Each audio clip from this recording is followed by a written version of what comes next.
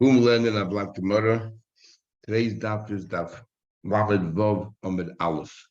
Rabbi Akiva introduced the idea that of heter mitzdaref le'isser, and basically we actually have three different principles or three different ideas of how an isser can sort of extend itself. We have the idea of heter mitzdaref le'isser, which basically means if you're eating, you have to eat a minimal amount of the size of an olive before you're liable. If you transgress the sin, if the majority of it is treif, not kosher, but part of the kazais is made of something which is kosher. So he says, at least when it comes to Nazir, you dip the bread into wine for the Nazir, so we calculate the amount of bread and the wine, and the combination of the two is a kazais, you're liable. So the heter was tarvli iser, and Zeiri says that this, Rabbi Yechon said that this rule is only limited to Nazir. And Ziri wants to say that it goes beyond Nazir. We find the same thing by, you're not allowed to put chametz on the mizbech, and the kazayis, and the yeast on the mizbech are kazayis, and yet we can combine the yeast with the dough to make it, yeast and matzah, and if together as a kazayis, you're going to be liable. And the same thing would apply, we learn from the word kol, and the same thing would apply also when it comes to chametz. On Pesach, the same thing applies. That's called heter mitzdaref le'isser.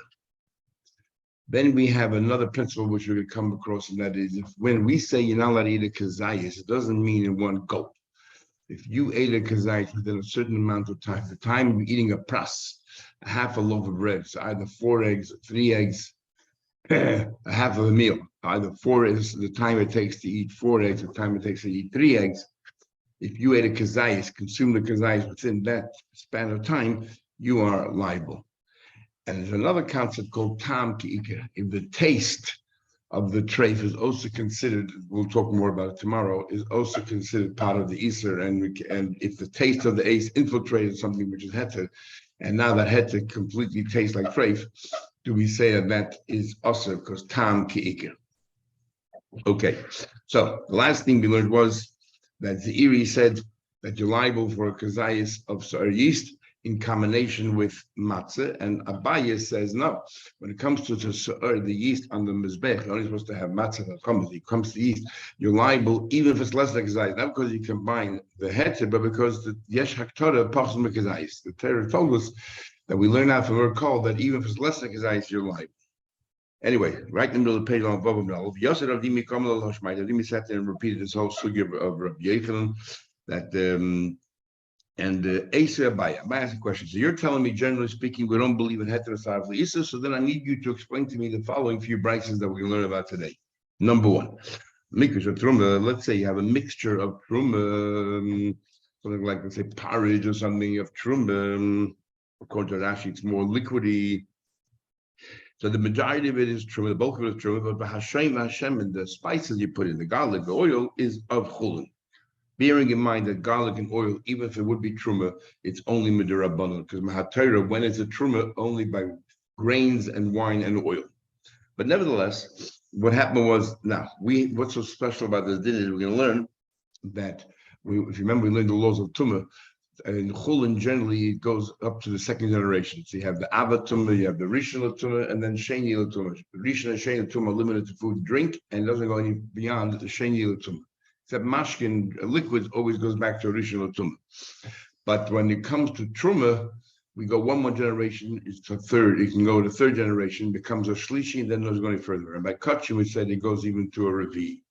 So, what happened was you have a full yam. Somebody went to the mikveh on that day, and who's now a sheni l'tumah. So if he touch anything, no problem. But if he touches truma, in a special zayda, we treat this like a sheni l'tumah.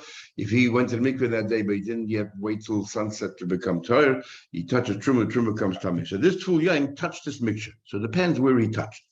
I think if you remember the nugget full yam mikvah, and the full yam touch part of it, possible that's cool. And if it touches the actual mixture itself, and then in this case, then the mikveh is truma, everything becomes tameh, including the oil and the thing, was all one mixture. But mikveh chulun, the bulk of it was chulun. Hashem truma, and the garlic and the oil and the spices, they were truma. The Nogat full yam miktasat full yam touched part of it, like puzzle elamoka magoy, only limits, it's only puzzle the place that it touched. The way Rashi learns here in Psachim, Rashi learns that, we're talking about it all mixed together. Rabbi Tam learns that the oil and the garlic are exposed on top, and he touched it. According to Rashi, it's all mixed together, but he touched the region where the bulk of the oil and the garlic was. Because Rashi holds that in order to be makambel tumah, in order to generate tumah, everyone says it has to be a substantial piece, it has to be the size of an egg. But in order to receive tumah, according to Rashi, even the minutest amount, mikol yachol, even the minutest amount becomes tameh. Faces holds that the makabel tumah also, just like to generate tumah, needs the size of an egg. But Rashi holds even the slightest amount. So therefore, if there was oil of vinegar, even a slight amount, they would become tameh. With no issue here. But it's all mixed up together, so therefore you can't see it. So now the full yam touched it. So it does not, since the bulk of it is chulin, so therefore, and a full yam touching chulin does not make it tameh. But he's not matami the mixture, but mokum magoy, the region where he touched, that becomes puzzle. The question is, the havina mokum magoy, my puzzle, that little region, why does it become puzzle? Because why does it become puzzle? It should be bottled. It should be totally bottled. When I say Rashi, I mean Rashi. When it becomes bottled, it should be totally bottled to the thing. Rabbi Chana said the name of Rabbi Yechanan. And the reason, you know why it's Makabel Tumah? Since when it comes to not Tumah, but when it comes to treif, and if a zor, not treif, when a zor is forbidden, it comes to an avera. A zor is forbidden to eat Tumah. If a zor would eat from there a kazayis, the zor would be liable because he's eating Tumah. So the same, therefore, it becomes chashuv enough that also Makabel Tumah. Now the question is, kazayis, why? Where is there kazayis of oil and garlic? How do you get a kazayis of oil and garlic? So says the Gemara, my time, where do you get a kazayis? So Rabbi says only one possible explanation. It must be that heter combined with the iser. That's not much oil and thing. Isn't it because the heter is mistalef iser? So Rabbi wants to prove from here that this principle of heter and Isa combining to form the right amount is not limited only to Nazir, but it extends across to all these sort of Amalei, Loi, no. The respondent to Abaye, nothing to do with that. My kazayis, you know how you get a kazayis? Because the kazayis, the pras. You're right, you're not going to eat in one bulk of kazayis of the oil and the garlic. But if there's enough oil and garlic that if you ate the time span that it takes to eat a pras, which could be anywhere between 5 and 11 minutes, different opinions. If you ate within that time, continue eating from that mixture, you'll get a kazayis of oil or garlic or both. Says the Gemara. Okay, so you're introducing now this concept that a kazayis means from the beginning of eating until the end of the eating kazayis is within that time span. There is one opinion that says that between the eatings is that time span. So you ate outside of the achilas pras, but as long as the gap between the first bite until the very, very last bite to accumulate to kazayis, it's been less than the achilas pras, that combines the two. But generally speaking, halacha, we learned that it includes the eating itself. Now we're giving you malchus. Sounds like we're talking about mahatayri. It says, ask the Gemara, achilas pras that I see. This concept of eating a kazayis within that time span is mahatayri. Yes, it is. And this applies to mitzvahs as well, that you have to eat kedei achilas pras. You have to eat a kazayis matzah and pesach. You have to eat it within the time of achilas pras. Even though Shulchan Aruch says when it comes to matzah and pesach, ideally you should actually eat entire kazayis. So we eat 2 kazayis together, biyachad, eat it at the same time, not just to rely on achilas pras, but technically the mitzvah is to eat it within achilas pras. Abai said back. So he said back to. Abai said, if you tell me the concept of achilas pras is mahatayr, so how come when it comes to kutu chabavli, the mixture that has whey of milk and chametz and so on and so forth, Rabbi says that if you ate kazayis of that, you're liable to tarubas, and Chacham disagree. Why disagree? If kazayis kedei achilas pras, if you ate a kazayis of that within that time span, even korban should be liable. Amalei, you're right. because Achil Pras is Mehatorah, but Kutucha Bavli is an exception. And why? Hanachim Kutucha Bavli alone, the Leka Kazai Achil Pras. Because generally speaking, you don't have a Kazai Achil Pras. Why don't you have a Kazai Achil Pras? Either because if you ate it all in one gulp, but the diet it's a kalada. If you ate a Kazai, because it's so strong and sharp that nobody eats it that way. So if you ate that way, it's but the diet ate a kalada.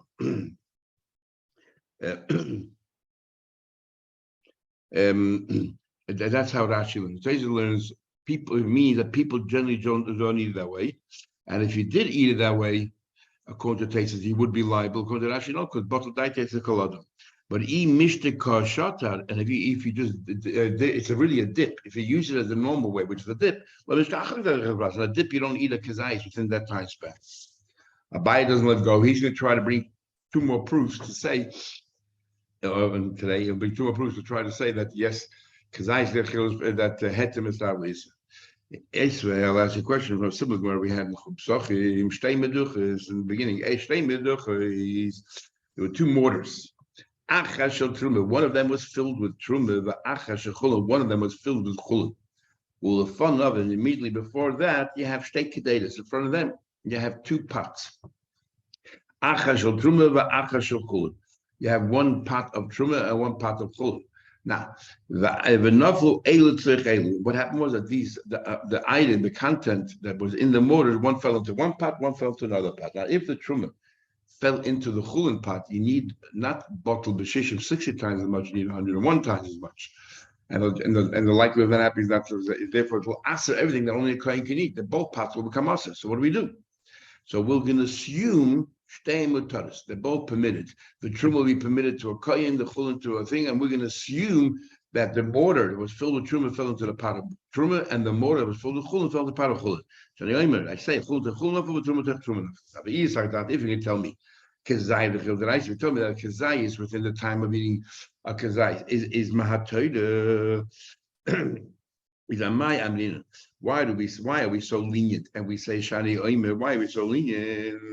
If the let's say the truma fell into the chulin, and you don't have to eat the kazayis in one go because it's all mixed up. But if you ate a kazayis within a pras, you're liable mahatoida. So then we should be machmir because it's a suffix deraisa of an iser of doing an iser in a proactive way mahatoida. So therefore, he's asking a question of Dimi. Such a if you're telling me that kazayis the chil pras is mahatoida. So Rav Dimi asked him back. So what do you want to argue? That when we said before about that mixture there and you get a kazayis and you ate a kazayis, you get malchus. We're not talking about the kazayis, but rather hetem stav lisa. So let's assume you're right. That there is hetem stav lisa. No, so the same question applies here. Elamai hetem stav lisa. Why we lean shani? Let's say the truma fell into the chulin. So it may be a little bit of the truma fell in together, and you ate it together with a mixture of chulin that was in that box. So together in that pot, together you'll have a kazai. It's the same problem. Why are we lenient? Ella, you know why we're lenient here? Hanach le trumas tavlin derabanu, because leave trumas tavlin alone because only the rabbana. What do you call it? Well, since the whole idea of spice is only rabbana. So therefore, we don't. We are lenient and we say probably the chulin fell the chulin, true fell the chulin. So we don't care about kazayis dachil's pras. Really, it's kazayis dachil's pras. But over here, because the whole thing rabbanon, we are actually we're mekel. That's why we're mekel. So Abai, you have no proof. Okay, says the Gemara further.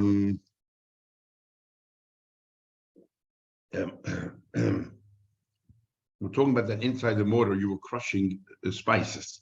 And therefore, spices, the truma of spices is only with Rabbana. When it fell into those boxes, even if the truma fell into the chulin, the isa will be only with the Rabbana. And now, so Safi Rabbana, so we're making. So similar question of Abaya or similar answer. Asa, another question. So very similar. Take kupas, you have two boxes. One box of truma, one box of chulin. Ulufnei, in front of them, you have shtei soyin. You have two large quantities. Achash of chulin, one of chulin, a measure of saw of chulin, but achash of truma, a measure of saw of truma. The naflu elu l'toich elu, and again, one box fell into one, and one box fell into another.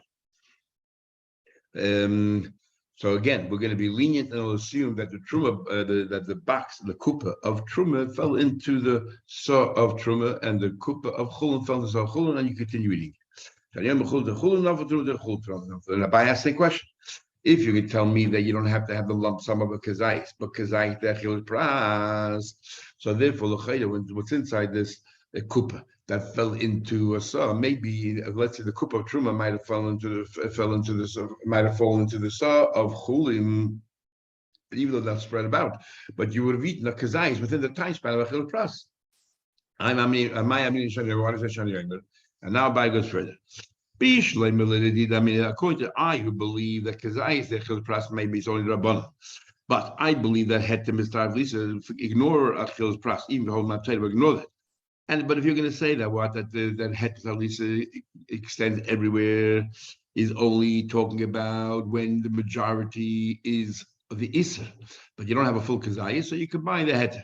Over here, we're talking about that the saw is far greater than the amount that was in the kuppah. So therefore, you have you don't say heter misar Isser here because there's so little Isser and so much heter. And then the chulun, so much chulun is so in this box kuppah compared to the saw is a minute amount. So therefore, we don't say heter misar Isser.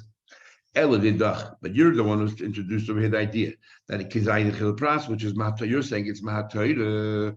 So how can you be lenient over here? You probably ate a kazayis within the times by the chil pras, and therefore it's a suffix mahatayr, which you be machmer. Who cares a lot of chulun? Malay, he said to him, "You're right. We're not talking about spices. In the case of mortar, what are you crushing there? With a pestle, you're crushing spices. Here we're talking about this in a box, actual food.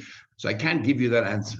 So the question is, let's be machmer and say that the pot, that the kupa, the box of truma actually fell into the saw of chulun, and everything should be forbidden here. Only to a kohen should be permitted.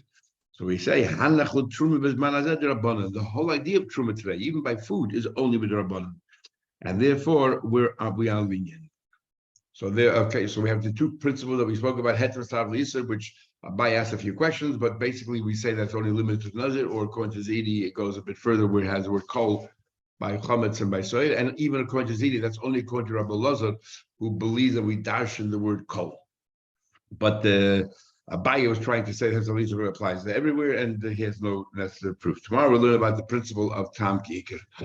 Have a good day.